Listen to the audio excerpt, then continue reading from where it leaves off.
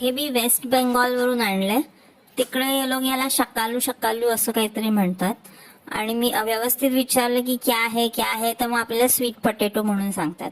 पण sweet potato म्हणजे रताळं, आणि इंग्लिशमध्ये जर तुम्ही गुगलवर शोधलं तर शकालू म्हणजे यॅम दाखवतात. कंद असतो तो, आणि तो राऊंड असतो. पण मी अर्धा खाल्ला म्हणून तुम्हाला हाफ दिसतोय. तर त्याची जी ब्राऊन स्किन तयार झाली होती मी अर्धा खाल्ल्यामुळे, ती मी काढून टाकली आहे इथे आता.